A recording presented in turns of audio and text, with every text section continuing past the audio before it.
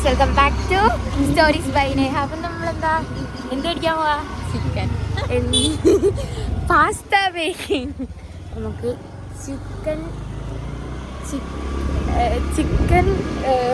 പാസ്തയാണ് നമ്മൾ ഉണ്ടാക്കാൻ പോകുന്നത്. പെട്ടെന്നൊരു ഉദിച്ചപ്പോൾ നമുക്ക് ചിക്കൻ പാസ്ത കഴിക്കാം. നമുക്ക് ഫുഡ് കഴിക്കാൻ വന്നപ്പോൾ നമ്മൾ വിചാരിച്ച് ചിക്കൻ പാസ്ത ഉണ്ടാക്കാതെ.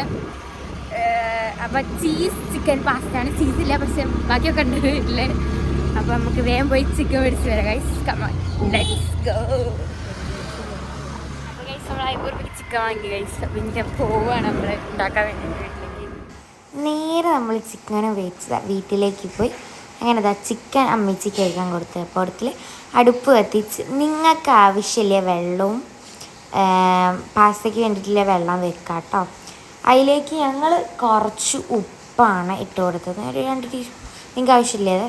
പിന്നെ നമ്മൾ പാസ്ത പൊട്ടിച്ച് തിളയ്ക്കണോണ്ട് ആ വെള്ളത്തിലേക്ക് നമ്മൾ ആ പാസ്ത ഇട്ട് കൊടുക്കുക.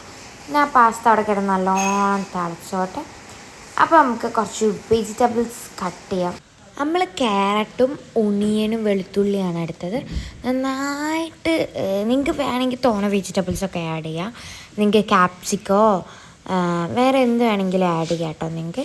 പിന്നെ ഞങ്ങൾ വൈറ്റ് ചിക്കൻ പാസ്തയാണ് ഉണ്ടാക്കിയത്. അപ്പം നമ്മൾ ചിക്കൻ എടുത്തിട്ടുണ്ട്. അപ്പോൾ ചിക്കൻ ഉപ്പിട്ടിട്ട് ഒന്ന് ഇതാക്കാൻ, അതായത് വേവിക്കാൻ വെക്കുക കേട്ടോ. നമ്മൾ പാസ്ത അവിടെ കണ്ടോ റെഡി ആയിട്ടുണ്ട്. പിന്നെ ഞാൻ ഉള്ളിയും ഇതൊക്കെ വെളുത്തുള്ളിയൊക്കെ എടുത്തു. പിന്നെ നമ്മൾ പാസ്ത നോക്കിയപ്പോൾ നന്നായിട്ട് തിളച്ച് നല്ല പാസ്ത കറക്റ്റ് വേവായിരുന്നു കേട്ടോ. ഞങ്ങൾ നോക്കിയപ്പോൾ നമ്മൾ പാസ്ത ഇങ്ങനെ തന്നെ തിന്നാൽ ഭയങ്കര ടേസ്റ്റി ആയിരുന്നു. പിന്നെ ഞങ്ങൾ ഒണിയനും വെളുത്തുള്ളിയും ഉണ്ടാക്കി.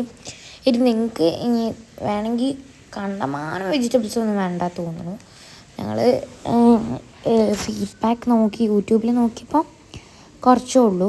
പിന്നെ നമ്മൾ ക്യാരറ്റായാലും ഉള്ളി ആയാലൊക്കെ ഭയങ്കര ചെറുതായിട്ട് നൈസിലാണ് നമ്മൾ അരിഞ്ഞത്. അതായിരിക്കും കുറച്ചുകൂടി ടേസ്റ്റ് ആവാമെന്ന് ഞങ്ങൾക്ക് തോന്നി. ശേഷം നേരെ നമ്മൾ വെളിച്ചെണ്ണയോ അല്ലെങ്കിൽ ഓയിലോ എടുക്കുക.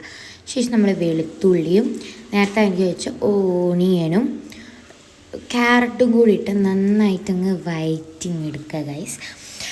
അതിന് ശേഷം നമ്മൾ കുറച്ച് ഉപ്പും കൂടി ഇടുന്നുണ്ട് കേട്ടോ. അപ്പോൾ ഉപ്പും കൂടി ഇട്ട് നന്നായിട്ട് വഴറ്റിയതിന് ശേഷം നമ്മളതങ്ങ് മാറ്റി അങ്ങ് വെക്കാം. ഇനി അടുത്ത് നമ്മൾ ഉണ്ടാക്കാൻ പോകുന്നത് നന്നായിട്ട് വൈറ്റ് സോസാണ്. അപ്പോൾ വൈറ്റ് സോസ് ഉണ്ടാക്കാൻ നമുക്ക് ഗീയോ ബട്ടറോ യൂസ് ചെയ്യാം. ഞങ്ങൾ ഗീ ആണ്, ഞങ്ങൾ ബട്ടർ ഇല്ലായിരുന്നു. പിന്നെ ഞങ്ങൾ കോൺഫ്ലവർ ഇട്ട് നന്നായിട്ട് നമ്മൾ ചൂടാക്കുക കേട്ടോ.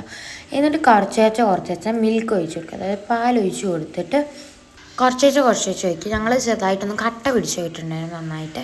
അപ്പോൾ ഞങ്ങൾ തോനെ പണി എടുത്തിട്ടുണ്ട് കട്ട പിടിക്കുക. അപ്പോൾ ഞങ്ങൾ ശ്രദ്ധിക്കുക. പിന്നെ കുറച്ചേച്ച് പാലൊഴിച്ചതിന് ശേഷം നന്നായിട്ട് ഞങ്ങൾ തിളപ്പിച്ചിട്ടുണ്ട് കട്ട പിടിച്ചതിനോണ്ട് തന്നെ. നന്നായിട്ട് കുറുകി റെഡി ആയിട്ട് ഞങ്ങൾ തോനെ എടുത്തിട്ടുണ്ട് കേട്ടോ പാലൊക്കെ.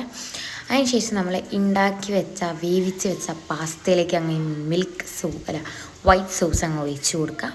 ശേഷം ഞങ്ങൾ നന്നായിട്ട് തിളപ്പിച്ചിട്ടുണ്ടായിരുന്നു കേട്ടോ. ഞങ്ങളത് കുറച്ച് ലൂസായിരുന്നു. പെപ്പറും ചില്ലി ഫ്ലേക്സും ഞങ്ങൾ നന്നായിട്ട് ഇട്ട് കൊടുത്തിട്ടുണ്ട് സ്പൈസിക്കായിട്ട്.